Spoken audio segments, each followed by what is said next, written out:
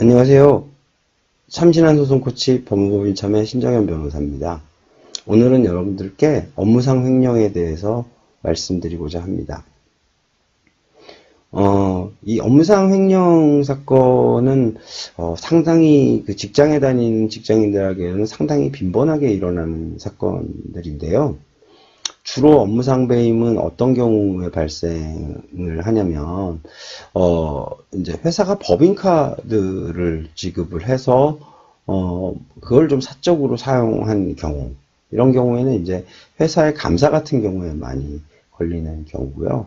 또 하나는 그 회사의 계좌나, 회사 법인 계좌를 담당하는 직원의 경우에 이제 퇴사를 했을 경우에, 후임자에 의해서 발견되는 경우들이 많이 있습니다. 이때 방어 방법은 다른 건 없습니다. 그 돈을 사적으로 사용하지 않았다는 것을 증명을 하면 되는 것이라서, 그러니까 예를 들면 뭐 법인카드를 사용할 때 이렇게 그 사용처를 잘 적어서 정리를 한다든지, 아니면은 회사 돈을 출금을 했을 경우에는 그걸 어디에 썼다는 것을 증명할 수 있는 증빙 자료들을 같이 남기는 게 업무상 횡령을 방어할 수 있는 방법입니다. 오늘은 뭐 사례를 하나 가지고 설명을 좀 드릴 텐데요.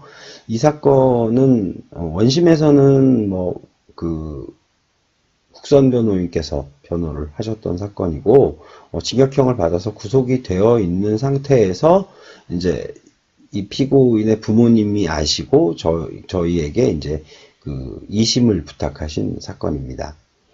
1심의 범죄 사실을 보면 이 피고인은 2006년도에 어떤 회사에 피해 회사에 입사를 했어요.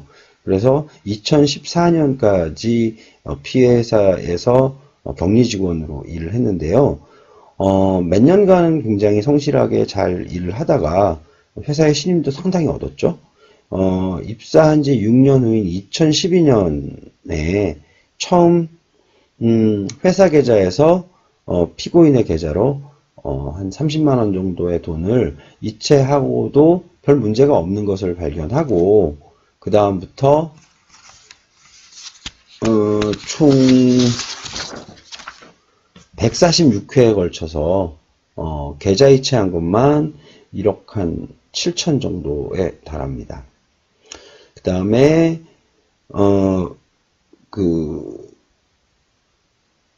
회사의 물품을 사는 것처럼 속여서 46회 정도 개인 물품을 샀고, 그거를 이제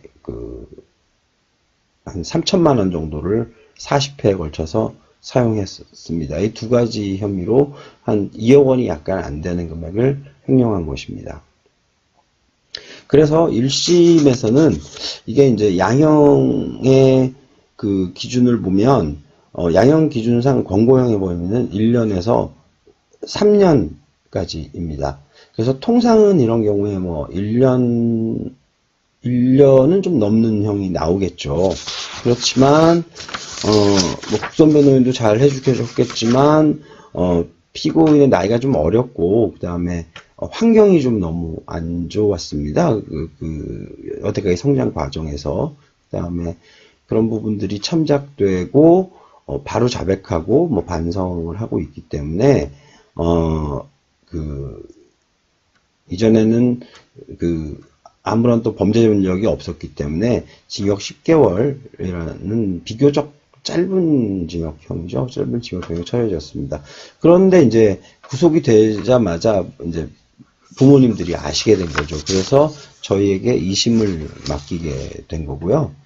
2심에서는 이미 뭐 범죄 행위에 대해서는 더 이상 다툴 것이 없고, 그중 일부, 1억 9천 중에 일부가 이제 피고인이 직접 사용하지 않고 공금으로, 그러니까 그 회사 동료들에게 뭐 밥을 사주고 뭐 이런 용도로 회식을 하고 이런 용도로 사용되었다고 항변을 했지만, 그 금액이 뭐 한 2, 3천만 원 정도에 불과하고, 이미 징역을 지금 살고 있는 입장에서 이거를 가지고 더 다투다 보면, 2심의 판결 선고가 더 늦어져서 실질적으로는 10개월을 다 채우는 수가 있기 때문에 더 이상 금액에 대해서는 다투지 않기로 했습니다.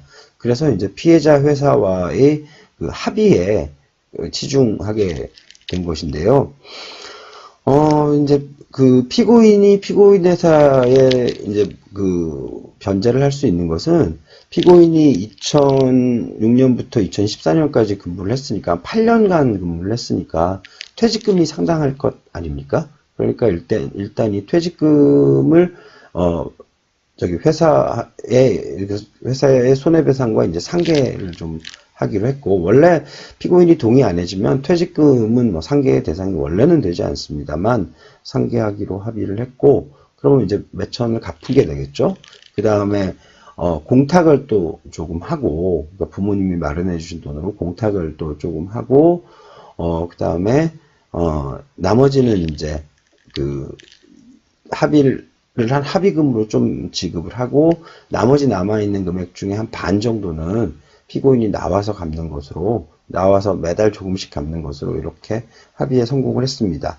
그래서 2심에서는 그 징역 10월은 유지하되 2년간 위형의 집행을 유예하는 집행유예를 받았습니다.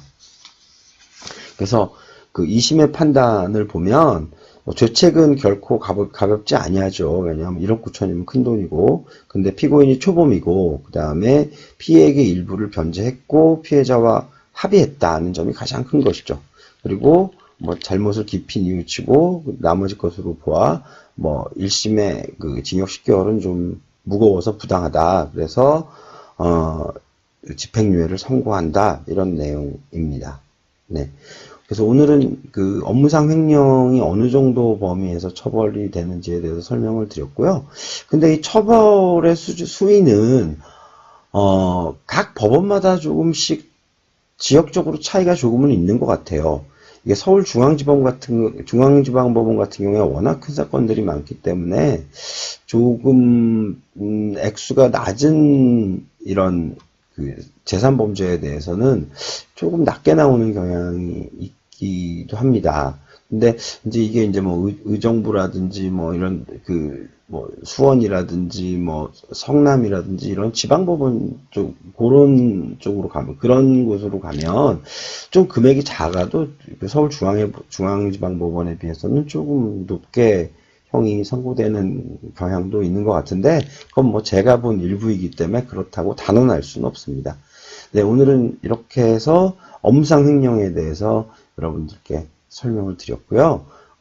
그 회사에서 지급해준 법인카드라든지 회사의 계좌를 관리하는 직원들은, 각별히 그런 유혹에 빠지지 않도록 주의를 해야 될 것 같습니다. 네. 지금까지 참신한 소송 코치 법무법인 참여 변호사 신정현이었습니다. 감사합니다.